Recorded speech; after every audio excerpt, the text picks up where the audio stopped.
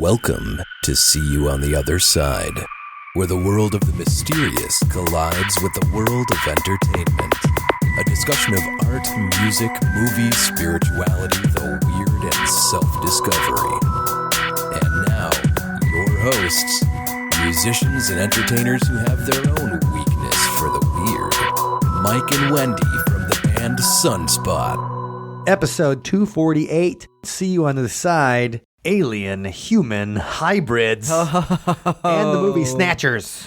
Okay, Wendy, number one, we have to say something today because it just came into all of our Facebook feeds and Twitter feeds and stuff. Oh my gosh, that's right. The great ufologist, Yes. Stanton Friedman, passed away today, or at least we got the news of it. Right. And if you guys aren't familiar with Stanton's work, he was a nuclear physicist that decided to study UFOs.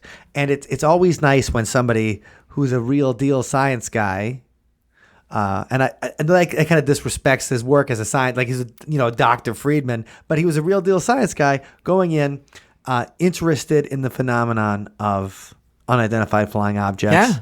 And I mean, basically, he was the defender on television. Yeah. For a long time. And one of the few scientists who would be willing to present at a paranormal conference.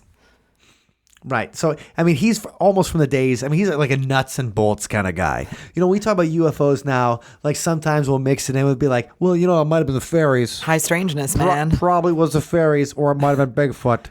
Like Stan's the or kind the of... Jinn. Right. Obviously, it was Jinn from space. No, but...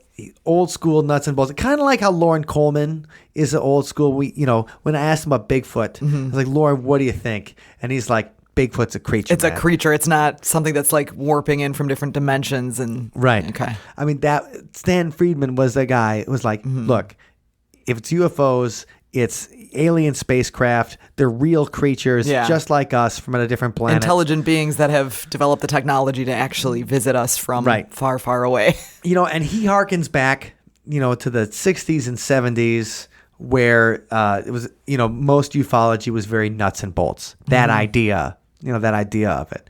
And so met him at Michigan last year for the first time. Yeah. And just a really cool guy. And I saw his presentation, and it was just a straight-up, old-school presentation on ufology. It was like a lecture, like a professor lecturing. It was like a professorial lecture. And so, no, he passed away. And so we'll talk more about Stanton Friedman at a different time. But yeah, that's a big one. Since we'll be talking about aliens, UFO reports and stuff today, he was really a leader in the field. Yeah. And a cool guy, and he was willing to talk to anybody about anything. Even though... he'd been on TV. I mean, before TV shows were cool, like Stanton Friedman was on like Sightings or, like shows in the 80s and things like that. Before, like... When it was brave to be on those shows as a scientist. When people were like, what's this guy about? There was, Eric Von Daniken was around, but there was no Giorgio with the big hair to be like, I'm not saying it's aliens, but it was aliens. Yeah. So... you have to appreciate that part of his work and the great work he'd done. Now, he was lived a nice, long life and passed away. Yeah. So, Stanton, thank you for your work, and I'm sure we'll talk more about you and your tremendous ufology legacy in the future. Definitely. And that's the subject for the day. Ooh. Is alien-human hybrids. Yes. Now, Wendy, when I say an alien-human hybrid to you, what do you think? Well, I always think of V, of course, for some reason, Yes. Well, that's a perfect example. And so if you guys haven't watched V, it is aliens as Nazis allegory, basically, from the early 1980s. Oh, it's funny, Wendy? Huh. You mentioned V because today is like the 30th, or not today, like this weekend was like the 36th anniversary or 35th anniversary it was shown. Wow. And I remember when V was shown, we were at my grandparents' house, and it all led up to the point where they rip their faces off, and you find out they're lizard people. Spoiler alert! Right, and they eat like a mouse. Like the shocker is when, because they said they come in peace and they're coming to help us and they're going to cure cancer and all this stuff. Right. And then you find out that they're actually lizards under the human skin, and the shocker is when you watch Diana, who's like one of the leaders. She has this. It's a practical effect, and you see like her mouth open huge, and a whole mouse goes in there because she's a lizard. She's a carnivore, and then you find out the aliens are here to eat us. Yeah, like they came to save humans as food and also steal all the water of the planet. But so I don't know why that makes me think, but it's because that was a main aspect of the Final Battle. So the second miniseries that's right, that came out is one of the girls falls in love with a visitor, and it's an experiment to create a hybrid. And then they create a hybrid, and she's the one that saves the day in the end, is the hybrid, the alien human. And I don't care about spoiling it because the ending of V sucks. Like, it's really great up to the very end. And I remember being like 7 years old, and I'm like, I don't buy it. You're saving people from being let down, basically. Yeah. Watch the first miniseries, watch the first 3 episodes of the second, but when you get to the last 15 minutes, you're going to be like, a wizard did it? This is just a wizard? What is this crap? Oh, man. So, but up until then, it's great performances from one of my favorite Canadian character actors, just like Stanton Friedman was Canadian. Michael Ironside. Michael Ironside's the guy in Total Recall. He gets his arms ripped off. Oh, see you at the party, Richter. He's the guy. Anyway, we'll be talking a lot more about movies in a little bit. We'll be talking more about like how alien human hybrids inspired a certain movie. That's exciting. Yes, it is exciting. The thing is, though, so you think of V, I think of Mr. Spock as the first person I think of because he's half human. Yeah. And Gene Roddenberry had a real passion. I was about to say H.O., but he had a real thing affinity. Affinity is a good word. Affinity is a much better word than H.O. For like half breeds. Definitely. Because Mr. Spock, he's the first one that starts out. He's always half human. And then we get to Star Trek The Next Generation. Counselor Troy's character, she's half Beta Zid. Everybody's commingling. And then we get to Voyager, even though Gene Roddenberry was dead by the time Voyager started. And there's like a half Klingon there. So his whole idea was people mixing up, this idea that humans would be able to reproduce with other species. I doubt it. Like it just science. Well, you go back and there was this guy who there's like a scientist who worked for Joseph Stalin who wanted to try to like breed a human with a monkey. That's right. I remember reading about that. Yeah, a human Z. Like in social studies, we read about that. Right. Like, what? Because the thing is, chimpanzees and first of all, 99.9% of humans, we share the same DNA with 99.9%. Everybody, like. The DNA that separates me from you is tiny. We're basically twins, Mike. Basically, we're twins. It's my blockbuster movie, Twins. Oh, no. And I'm hoping I'm Arnold and you're Danny DeVito in there. Thanks, dude. That's okay. Danny DeVito's funny. I want to be Arnold. I can be that. I'll be Danny DeVito in our Twins scenario. I used to have a Twins button. Oh, I remember that. I had a Twins button that I got at the premiere of Twins, when they came to Milwaukee. I took Ben to the premiere, a guitar player. Anyway. It's probably worth like $5 on eBay today. It probably is. And the thing that's funny about it is that it's one of those where you move it a little bit and it shows a different picture. Yeah. So one is a picture of Arnold Schwarzenegger and it's got DeVito written over it. And then you move it. Yeah. And then it's a picture Danny DeVito has Schwarzenegger over. Clever marketing. Yeah, very good. That's cool. And when I was 12 years old, I thought it was the coolest thing ever. Yeah, that's pretty sweet. And even though we share 98% of our DNA with chimpanzees, we can't breed with them. Like, this guy tried. Like he essentially was a mad scientist that tried to breed, and it didn't work. And so if we can't breed with creatures who are like that close to our own. That close to our DNA. How are we going to do it with aliens? Well, you need advanced technology to do it. I mean, unless the aliens are the ones that dropped us off here. Well, that's true. That's true. And that's its own theory. Like people have talked about why certain quantum leaps have happened in human evolution and human technology. And it's because we got a little help from, the interstellar star friends. That's right. They're very helpful helping us do that. So it's it's an interesting thing. This idea that, could we breed with other species? Yeah. The answer right now is scientists have no idea how to do it. But again, going back to the whole UFO phenomenon, we don't know what we're dealing with. So if they're that far advanced, they might have figured out a way to to intermingle. Yeah, exactly. Well, I mean, the thing is, like, I was just looking at my 23andMe today, Wendy. Yeah.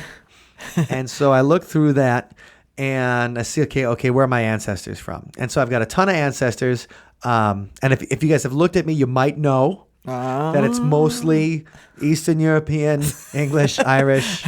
Like, it's that area. And so, like, the German and French part, too, I got some Neanderthal DNA. Ooh. Yeah. And so anybody that's European, our ancestors banged Neanderthals. Like, but it was like a club. I mean, it was like a cave or whatever. Like, the cave had some, like, in the fire, they looked pretty good. Like, just by the shadows. You know how people look sexier by the firelight, though? It's true. Oh, absolutely like, true. Yeah. Look. Candlelight. You go to a candlelight or you get somebody next to a fire and they go up 2 points. It's a different person. It really, like, at least you're like, well, when you walked in, but now, I mean, all right. The fluorescents go on and there's your Neanderthal friend. Man, right. The fluorescents go on and then the humpback appears or whatever. You're like, how did you get that? Oh, gosh. Like, did something, like the fluorescent activate your disease? So that's what happened in the caves. So Neanderthals are basically just like us. So we have interbred with different species, just like a horse can breed with a donkey. Oh yeah. I mean, and their offspring are sterile. Yeah, and a lion can breed with a tiger. Oh my God, the liger! How could I not remember the liger? Yeah, no, that's something else. Yeah. That's something else. So, yeah, that's so crazy. And then that they can't reproduce. Like, that's weird. But a human can't reproduce with a tiger. Donkey? Like a donkey. I know, I've tried. No, I'm just kidding. She wouldn't call me back. But that's the thing. Mike. That's the thing. It's like your DNA has to be close enough. Yeah. To do that. Sure. And the thing is, these are creatures that developed on the same planet as us. Yeah. What kind of genetic manipulation would be required for creatures from space? But, again, they could be highly advanced. So much so that they can get to our planet from somewhere that we've never even seen before. That's the idea. Because if you can break the law, the speed of light. Yeah.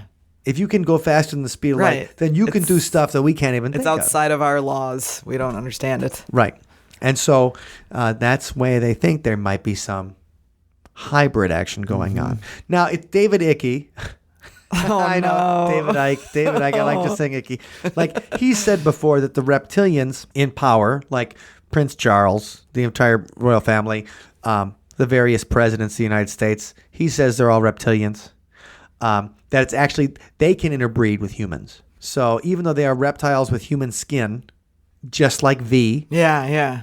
That's still their technology is that they can interbreed with people. But why would they want to is the question. Right. If you're that advanced. Right. Why would you bother bringing yourself down, bringing your whole culture, civilization down? Well, it's because they want control and things like that. And that's what people have been saying is why humans are getting abducted by aliens. And so in the beginning, we thought it might just be experiments. Yeah. Right? That they want to see what humans are made of. Mm-hmm. And, when you think about Travis Walton's experience, right? Poking and prodding and everything, or any of the classic experience. I mean, that's Whitley Strieber's experience in Communion certainly sounds like that. He gets up on the ship and they are messing with him. They are poking and prodding and trying different things. And so that would just mean that just like guinea pigs are our guinea pigs. Oh my gosh. Now we are the guinea pigs for the more advanced species. Right. And I was thinking about that today too, and it was one of the show notes. Reproduction to us is a very, it's a sacred thing. Like it's nature. Some people. Nature. Well, nature only has, how many missions does nature actually give us? Right? One. It gives us one mission, one job. You have one job. When we say you have one job, humans, you have one job. Make more humans. And yet we'll go through and we'll be like, all right, we'll inseminate a cow. Like, we know a guy whose job is to inseminate cows. Yeah. And it's Wisconsin. We got to keep the milk industry in business. Well, that's the idea. But he takes a turkey baster and goes in. We don't need to go into the details. It's okay. I did. I mean, I have watched the YouTube videos, whatever, how they do it. Why? Well, because you're curious. That's someone's job. If you think your job sucks, be the guy with the turkey baster and the cow. Like, that job is right. And like we have this big sign for this place, ABS or Advanced Breeding Systems, like right off the freeway, and they always have some kind of cheeky phrase, like how they're, and it's pretty funny. Like I like driving by ABS because I know they'll have some pun about cows, clever euphemism or something, and it's like funny because they're always different. Yeah. So how many of these, like, how creative is that person who makes the sign slogans? Right. He's brilliant. He is brilliant. Do you know what his other job is? Inseminating cows. Like his a turkey based in cows, and that's like who gets sent from a different planet to be like, you're the guy that's gonna have to. Hey Zoltan. Oh no. You get the turkey baster this epoch. Like you're like, oh that's man, horrible. And he's like, oh God, like I applied for a different position and this is what I got. I think they get hazard pay if they have to deal with us. No, but seriously, folks. No, really, kid. So this idea that like aliens could be breeding us like we breed cattle, like we breed crops, right? I mean, so they can use us for dinner. Well, not necessarily use us for dinner. I mean, what are they? What after? Purpose is there? Okay. Well, the guy that's really done a ton of research on this particular topic is David Jacobs. Okay. And so David Jacobs is a Badger. He went to University of Wisconsin. He got his doctorate there in 1973. Nice. And it's one of our fellow alumni. Yes. And so, I mean, I read, I've been reading his books since, probably the 1990s is when I discovered him. He's got Secret Life. I think my dad had Secret Life. So he was reading it. Secret Life, first-hand accounts of UFO abductions. And the foreword's by John Mack, who is the psychologist who'd been also studying it, interviewing alien abductees for years. He wrote the book Intruders. And then David Jacobs continues to write, UFOs and abductions, challenging the borders of knowledge, walking among us, the alien plan to control humanity, kind of thing. But he's been doing this research since the 1970s. In fact, his dissertation was republished as a book called The UFO Controversy in America. And the foreword was written by the great J. Allen Hynek. Hey, all right. And so, he's not just a crackpot, or at least wasn't in the 1970s, but he goes through and he's interviewed thousands of people who've had experiences. Right. He's got a completely unique perspective on this topic. Right. I think that we've talked to hundreds of people now that have had experiences and things. Paranormal experiences. Yeah. I mean, this is episode 248 we're at right now. And I think of just the recordings we have of talking to people. Yeah. We've also in person at paranormal conventions now talked to hundreds of different people who've had experiences. And everybody believes in their experience, Yeah, absolutely. And so that's the thing. He talks to those people. And he's kind of come up with a typical abduction event. Not that any event might be typical, but he talked for his International Center for Abduction Research. That comes at ufoabduction.com. Okay. So he got that. That's great SEO. Wow, yeah. David, well done. Bravo. Well done. Let's go Red, go Badgers there. So here's his kind of typical abduction event that they talk about. And Wendy, if anything, maybe you've been abducted. If anything rings true for you, let us know. Okay. Anybody out there too, this is kind of what they go through when they talk about what happens. This is good for the research and bad for the research. Number one, it could trigger something with you. Right. Number two, are we seeding the cloud or whatever? Power of suggestion. Are we saying, this is kind of what happens? Yep. So here's our the sequence of events that usually happens. So goes in. In typical or common abductions, humans are taken out of their normal environment by aliens. The people are rendered passive and they cannot resist. Can't move. They're taken aboard a UFO, their clothes are removed, and they're made to lie on a table. A series of physical, mental, and productive procedures are then administered to the subjects. People's bodies are probed and examined. Mm-hmm. Sperm is taken, eggs are harvested. Oh, that's ouch. And so the aliens perform staring procedures where they gaze into abductees' eyes at a distance. And they scan their minds. Cool. So that's the telepathy and psychic that a lot of different experiencers talk about. Mind scans. And, we'll get there. So I'm sorry, but just the part about the stare down. I'm just picturing a staring contest. But the thing is, their eyes are so big. You have a staring contest with an alien. Their eyes are so big, you're going to lose. Right, like the first person who laughs loses. Do they even blink? I don't know. Maybe they're like those reptile eyes that, there's like the film that kind of keeps them. Oh, yeah. Or like, have you ever seen something that can like blink sideways? Oh, yeah. Like lizards. Lizards that do that? My cat's got messed up eyelids because he's an inbred. Okay. I'm sure he's got some Neanderthal DNA in there, but he's got like an extra, like a weird eyelid that kind of goes inside. Ew. And so sometimes when he blinks at me, I'm like, "What the hell is that? Like what are?" It's like Sloth. What from Goonies or something? What are you? Oh man. So the first thing that happens when you get on the ship is they get you naked, and it's always a nice way to start things out. Well, it is if you're by the candle and firelight, but it's not on the alien ship. Clothes are removed from the abductee. Number 1, it facilitates the procedures the aliens are about to do. Number 2, it helps to prevent the spread of infection and disease to the hybrids. And number 3, it prevents the stealing of instruments and other artifacts. Okay. So let's say, like if you have pockets, right? So you could snatch some souvenirs right off of there. Yeah, right.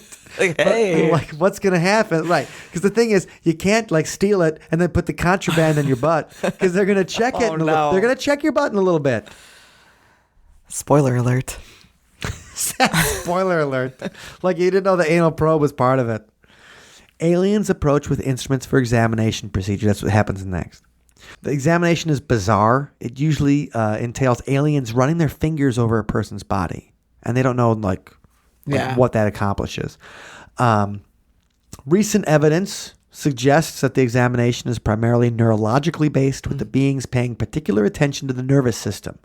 Thus, they can closely examine the brain, the spine, and other specific neurological sites. So they can touch you and get into your... Retrieve information somehow. Read your electrical impulses. Your cells. Next up is the mind scan, the stare down. What Wendy calls is the cosmic staring contest.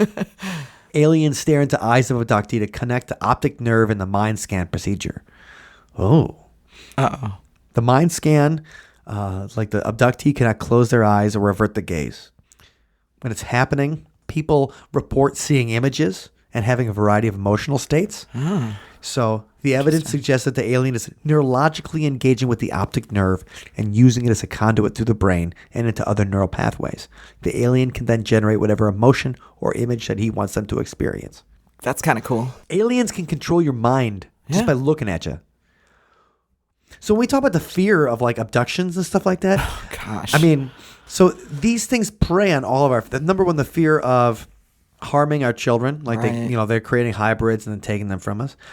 They're interfering, they're violating our bodies, and now they're controlling our brains and making us feel whatever they want us to feel. And we don't have any say in the matter because correct. They just select you.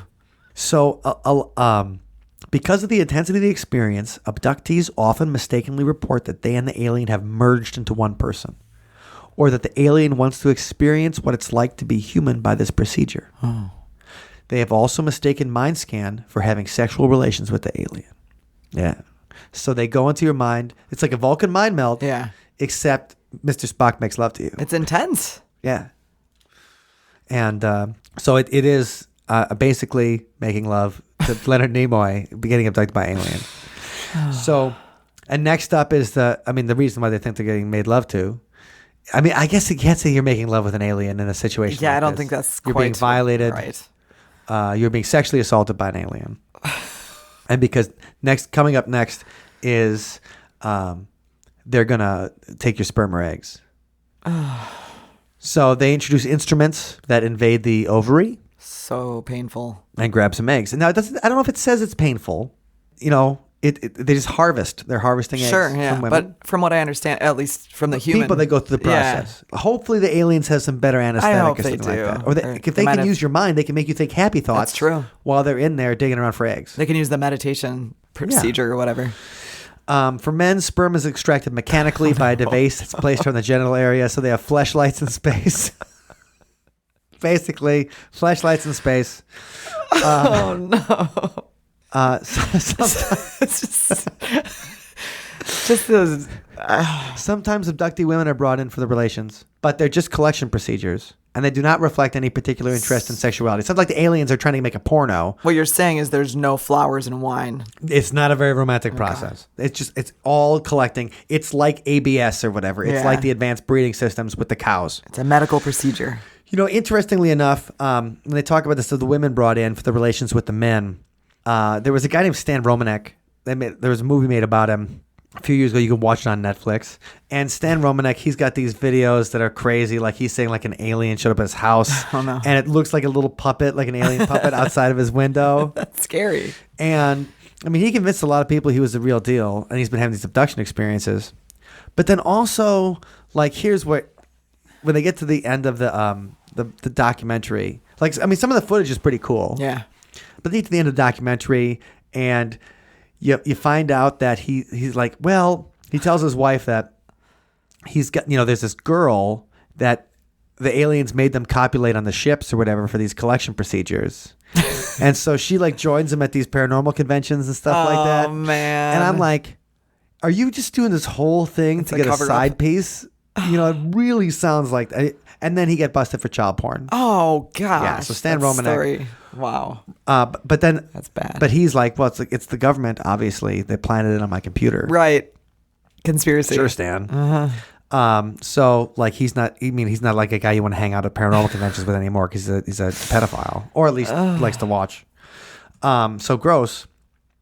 So the thing is, they collect the sperm, they collect the eggs, and there's this incubatorium where they have fetuses in containers of liquid. Okay. And that's there's an episode of the X-Files called the Erlenmeyer Flask, where you see like an alien baby inside of a inside of a flask.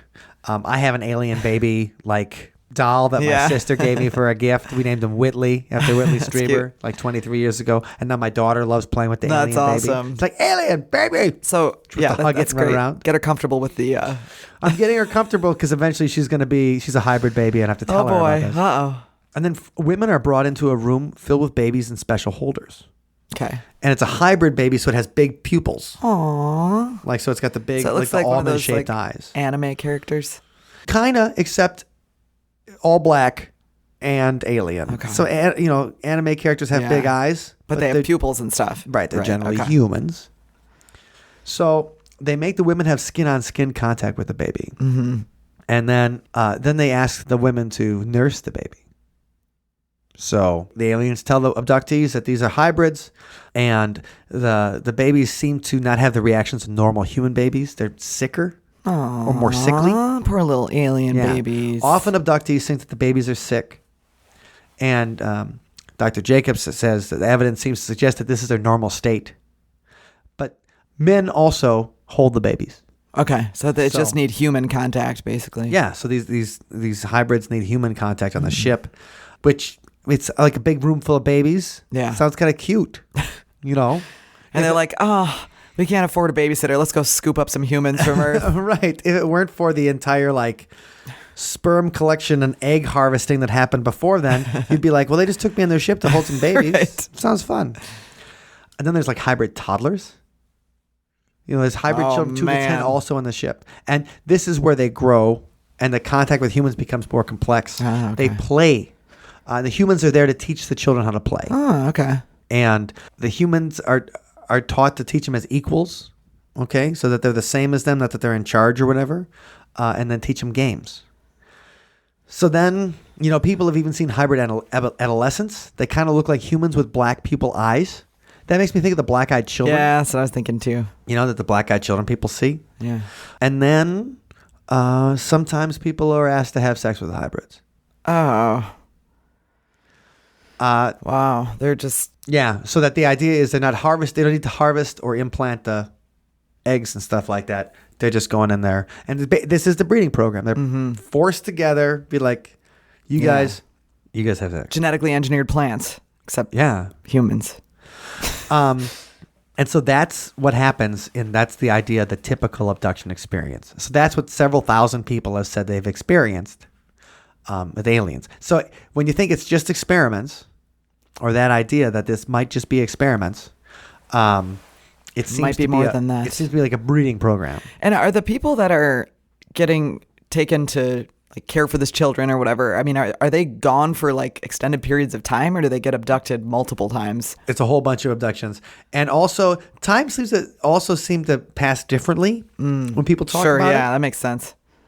Where, women will be up there for a while, and some talk about like even going through like an entire experience where they have a child, or they go through like a birth. So it's like the womb is being used at an accelerated rate. Interesting. It's terrifying, this idea. Very. It's a violation of our very person, of humanity. Yeah. And so while some people don't think it's that bad, like I think Bud Hopkins and John Mack, they thought it was scary, but they didn't necessarily think it was like evil.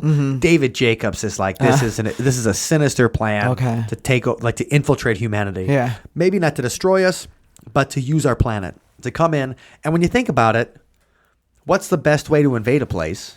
Is because if people come down there half human, what are you going to do against the half human? Yeah. Like, it's not their fault. What did those kids do? Yeah, that's true. Like, should they be punished because their father is an intergalactic molester? Yeah, exactly. They're experiments, basically. I mean, right. And so should they be? Like should we kick them off the planet? Like, they're humans too. I mean, they're half human. Should we kick Mr. Spock off Earth because he's not completely human? And that's the question. What a better way to infiltrate us than by becoming us? Mm-hmm. And that's kind of what David Jacobs gets into. Now, this was just in a couple weeks ago at the this came out. It was republished May 14th. That's today. There's an Oxford lecturer that he's totally into this whole alien hybrid thing. And he's a professor at Oxford's Oriental Institute. He's a Korean lecturer. His name is Dr. Young Hai Chi. Sorry if I butchered that, Dr. Young Hai Chi. And he's a firm believer that they're here and they're breeding with us. And he even wrote a book called Alien Visitations and the End of Humanity. Now, he thinks it's all about climate change. Ah. And, he thinks they're trying to create a species that can survive in future climate conditions. As the world gets warmer, things are going to change. Areas of the people need to evolve in a way that's... It's becoming water world. Yeah. Basically, everything's going to become water world. I'm going to have gills like Kevin Costner did in the movie. And we'll all be drinking recycled urine. Yes, that's the first thing.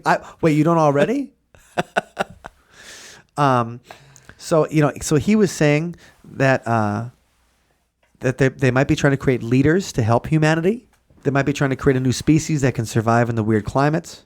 He also, he goes right into it. He's like, yeah, well, there's aliens with scales and snake eyes. There's small aliens. There's tall aliens. Like the traditional aliens that we see, the reptilians like David Icke. Yeah. The tall aliens that people talk about, and then also the short little, the grays. So it's like everything is game. He says that there might be an insect type alien that orders around the lesser extraterrestrials.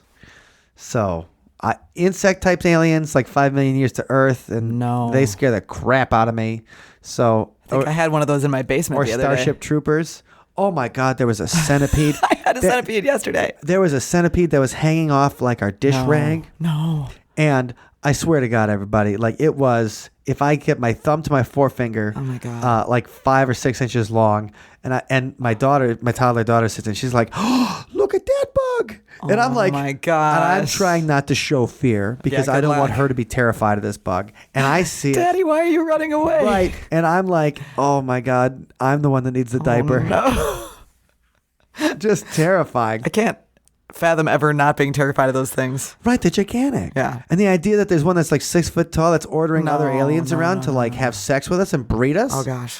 Yeah. No. This is why do you think that David Jacobs is like, this is a sinister plan to conquer humanity? And when other people are like, nah, they're cool. This guy's like, no, they're just helping us through global warming. He's like, yeah, sounds great. So, but this just came out. He's like, they're here, they're breeding, and this is like a doctor. And so we have multiple doctors talking about this now. So I guess first of all, I guess it means doctorates do not mean what we think they mean. But also, they do not always. There's enough reports of things going on that it leads you to believe now people are experiencing this. Whether or not it's aliens from a different planet coming here and impregnating us and going through and creating hybrids is one thing. But people are reporting it. So something is happening. Something. And whether it's all a crazy mass hysteria hallucination, or it's the government experimenting on people, or it's just bad acid or mushrooms or something like that, something's happening where people are all seeing the same thing. So either way, it's a fascinating thing. It is, yeah. That leads into then the idea behind the TV show Snatchers. And so Snatchers is a horror comedy about a high school girl who has sex for her first time. Oh, dear. Doesn't think it's an alien. You know, she's just having regular sex. And she wakes up pregnant 24 hours later with an alien baby. Oh, dear. And so these are sinister aliens, too. And now she's got to team up with her best friend and fight the aliens and save the world and try to keep it from her parents. Oh, man. All right. And so this is all based off of a short that originally premiered at Sundance a couple of years back, and then an online network, Stage 13, turned it into a series. Cool. And then at South by Southwest this year, they took some footage from the series and then did a whole new movie about it. Awesome. So that's what premiered. We got Steven Seeders, Benji Kleiman, and Scott Yakashin, and they met at UCLA, and they formed a troupe called the Old Money Boys with a Z. And then these are the guys that created Snatchers, and we got a chance to meet them at South by Southwest this year and interview them. Yes, and we should probably mention that it was at a fairly rocking after party. Right, like this was. You'll notice this was the premiere party, and we're all talking. But we got to schedule some time to sit down and talk about their influences and what was behind Snatchers. Yeah. And so now that we've given you the kind of narrative that is the current mythos or whatever behind alien abductions and hybrids. Let's talk to the guys from Snatchers. Let's go back in time for South by Southwest 2019. Head back into that basement and talk to the guys behind Snatchers. Thank you, Garth. Scott Yakashin, co-writer. Benji Kleiman, co-writer and co-director. Steven Seeders, co-writer and co-director. So let's start out with, all right, a movie about alien pregnancies. What and why? Like, why was that like, you know what, guys, we're going to make a movie. How did that be the topic? Well, it's funny that you say you're a paranormal podcast also because Steven's sister got pregnant with an alien in high school. That's right. The movie practically wrote itself. It was so we just copied what happened, and we removed some of the crazier stuff. Yeah. So it's really toned down. Yeah, from what really happened. No, but it just sounded fun to us, and it felt like it had a lot of potential for more, to explore, to create fun set pieces and to have fun characters, and. I think that's exactly right. We just wanted to write a movie that was just like a fun adventure story in the style of like a Goonies and like an R-rated Goonies. And for whatever reason, the idea of this girl getting pregnant overnight with an alien was like titillating to us. Tickled us, I'll say. Leave it at that. So, when you guys were writing it, did you take any particular inspiration from any real life alien abduction stories and you're like, oh man, we got like that sounds crazy, we got to put that into our movie? No, I don't think no particular alien abduction stories. I don't think there's any actual abducting in our movie. We did kind of do like a little bit of research about parasites. So some of that definitely goes in there, kind of in the subtext. We made sure that the alien kind of had a biological drive. And like Species, right? Yes. Exactly. Yeah. Like that movie's horrible, but that chick is hot. Our alien is. Some people might find him attractive. Yeah. I don't want to yuck anyone's yum. Yeah. So, what made you decide on this kind of genre? So are you guys genre fans? Yeah. All right, so let's hear about some of your favorite genre movies that made you guys want to write in this particular oeuvre, Yeah, let's start with. Oh, great.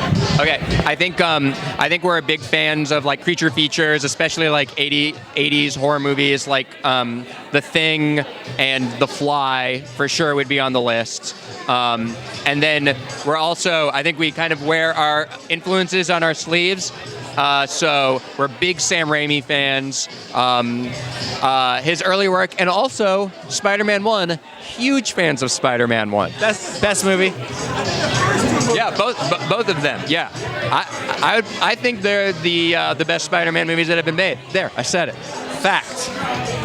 Is there anything else? No, I think those are the big influences beyond just. I think anything that has any just like old Spielberg stuff too, just like not that they're heavily genre, but like the E.T.s and Jaws and just fun monster movies. So with Spielberg though, there's always like a not cheesy, but there's like a family, or there's some element that has a little bit of goodness in there. Right. So is that what you guys were trying to go for? Yeah, definitely. What Spielberg does so great, which we have talked about a lot, is that he can do horror and he can do really scary scenes, and the way it feels so visceral and real is that you care so much about the characters. And so we really tried to take a lot of cues from that. So working in a horror comedy, we tried to ground it by having believable, like familial characters. And so hopefully we did that. And I think that's what he does so good. Yeah. So speaking of horror comedy, right? So obviously I think Sam Raimi is the gold standard.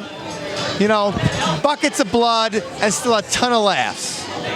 So when you guys were working on like the film and the tone with the actors, how did you differentiate between the scenes that were supposed to be chilling and the next scene is supposed to be like a laugh? Yeah, that is a great question. Part of it is me and Steven, we directed it, and we always would say part of it is just a taste thing. It's just trusting your instincts on a case-by-case basis, going, what do we need here? And also, I think at the end of the day, if we tried to write really believable characters, so it really became trusting what felt real and never trying to force a laugh where it didn't belong, and also never trying to have it be so self-serious and scary that didn't feel... For us, the comedy came from trying to make it organic and honest, and so that sounds so highfalutin, but it just... It's all right. But yeah, just trying to... artists here. Yeah, okay. Yeah, but just trying to make it... trying to ask what these people... how these people would really react, and usually, or at least sometimes that led to comedy, and usually we would trust that. Yeah. I mean, I think what Benji was saying about just not forcing a joke in a place where a real person wouldn't have a joke, it's kind of just like the guiding principle, because like in situations when like your life is on the line, you're not going to take the time to stop and make a joke to the camera, especially because there's not usually a camera, but there is right now. But like if this were a life-threatening situation, I would not have done that. But yeah, and also the casting also really helps a lot with that. Both Mary Neppy, who plays Sarah, and Gabby Elise, who plays Haley, her ex-best friend, have so much. They're so grounded. Their performances. I think the script was a little bit crazier, and they really, through their performances, made it all believable and consistent throughout with their performances. All right. So now, you guys are. You were saying about like the influences. So the Goonies and 80s kind of stuff. All right. And that's when we all grew up, right? So when you're trying to write a teenager's voice in the 2010s, was there any specific, you're like, oh, I guess I have to know who Cardi B is or something like that? Like, how did you write for a teenager's voice when none of us are teenagers anymore? That was a long process. I mean, we wrote 30 drafts of the script before we started filming any of it.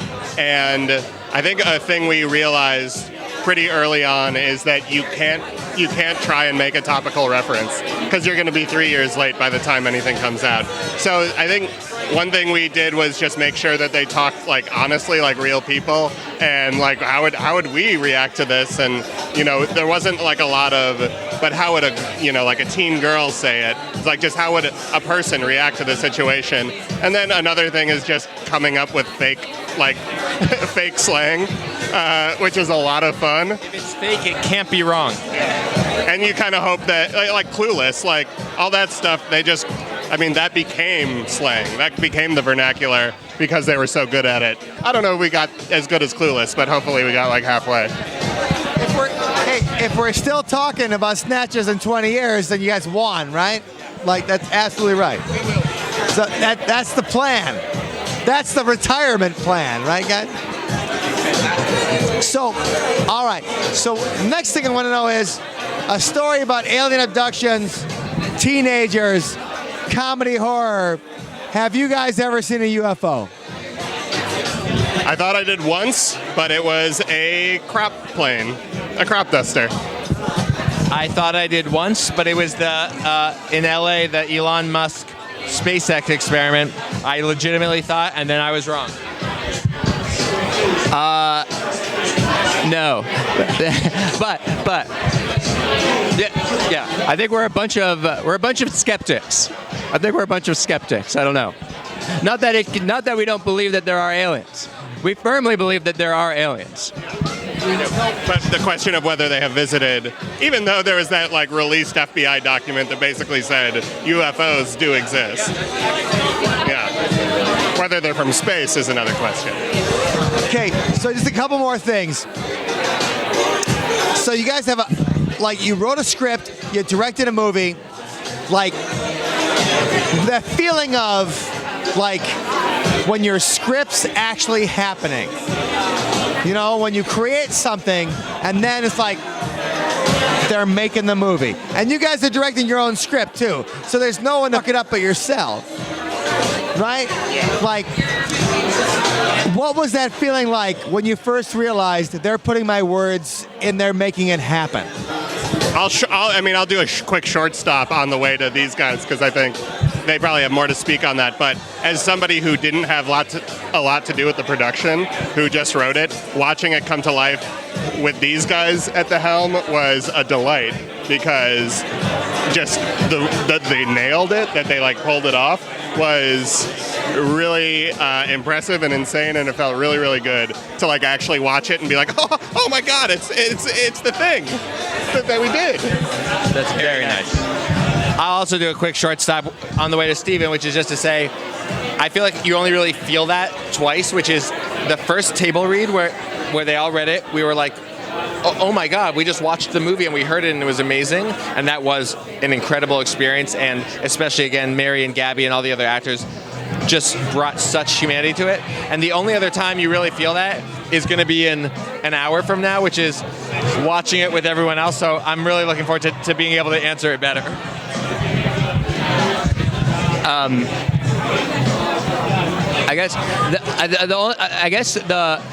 For me, I'm not sure that there ever was a moment where I was like, oh my God, I don't know if we've talked about the history of how this even came to be, but we wrote this script and then we self-financed a proof of concept short to make it.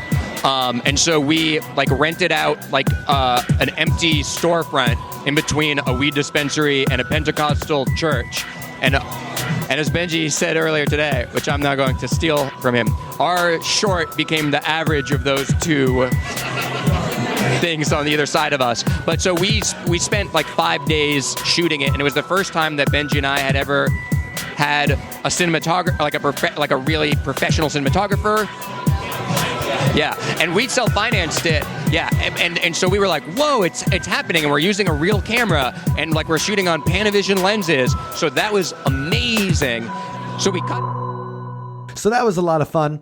And, you guys should check out Snatchers. There's a link in the show notes, othersidepodcast.com/248, where you'll be able to check out the trailers and Stage 13 and all the places you can watch their hilarious comedy. Got a good review in Variety. The new movie got a good review in Variety. So you should make sure to check that out. Now, the thing about South by Southwest in Austin is it makes me think about music, Wendy. Oh, gosh, me too. So much music. Right. And so, of course, we had to write a song inspired by the theme of alien-human hybrids for this week's episode. And we don't even beat around the bush. Here's Sunspot with Hybrid.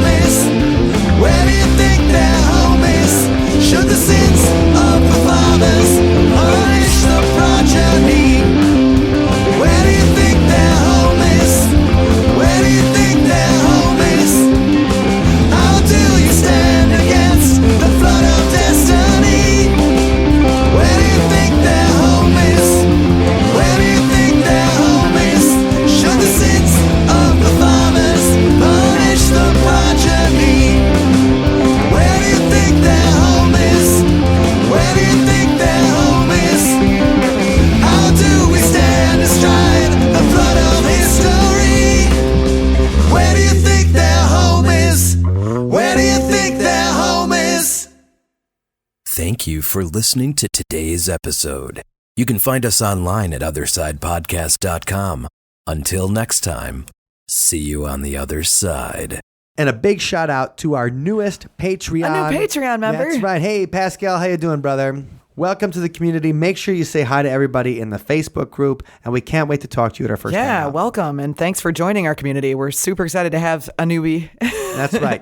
And so if you guys are enjoying the paranormal conversation, songs, videos, the whole thing, we want to do more and bigger stuff with you. We do. And so please check out our Patreon community if you're already not a member at othersidepodcast.com/donate. And thanks to our members who are making it possible for us to do the things that we're doing right now. Right. That's absolutely right. And we couldn't do it without our man, Dr. Ned.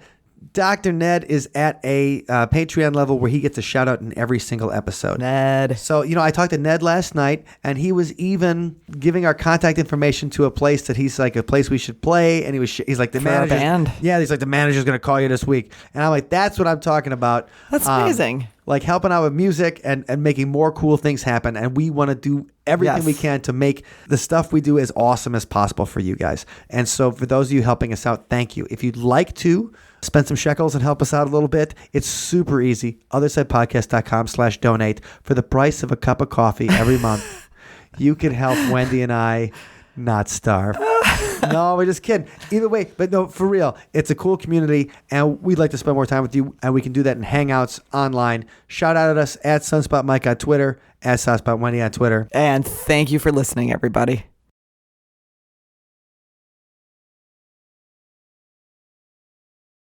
Hey, Zoltan, you get the turkey baster this epoch.